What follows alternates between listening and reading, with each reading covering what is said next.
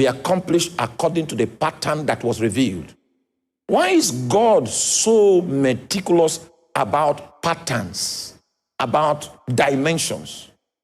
Hi guys, I welcome you to Kingdom News. This is a message preached by Apostle Arome Osayi that tells us there's a way we can trap God, and how can we trap God is through a pattern. So now, what is the pattern? I want you to follow me as we dive into the message. God bless you, and do not forget to subscribe to the channel. Remain blessed. Are you with me? The reason is because if you build it in such a way that it doesn't comply with pattern, God will not be able to, it won't be able to trap God, but it will trap something else. I know you don't understand what I'm talking about. If I have any other session in this meeting, we'll go deeper.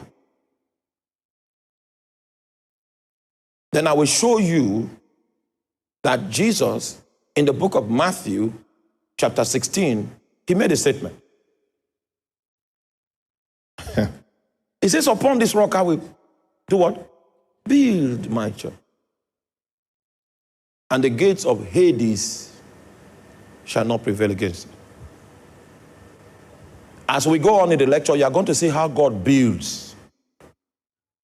Even though Jesus is the one building, he will not come physically to build. He will build through men. So, but those men will need to keep the prescription of the pattern. Because if by any means the pattern is manipulated, what will happen is that something else will possess what we are building. So there are two options of what can result if we build his church as mason builders, and he's the civil engineer that is in charge of the site. If we alter the dimensions, what we will have will not be the church. The resultant product will be what we call, according to the book of the language of the book of Revelation, to become the congregation of Satan, because the gates of hell will prevail. Are you still with me? Oh, you're not with me. Now, if I have any other session in this meeting, we'll now go into measurements. By the time we finish the measurements, like civil engineering, strength of material, you will see that what we call church now is a far cry from the apostolic pattern. And we're not sent without a blueprint. It's just that it's no longer followed. And guess what happens when the pattern is ignored? Something else begins to inhabit what we build.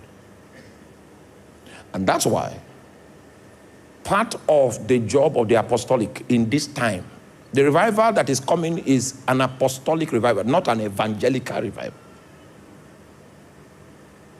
Because what we had previously was an evangelical revival. It brought so many people into the body of Christ, and it's still bringing.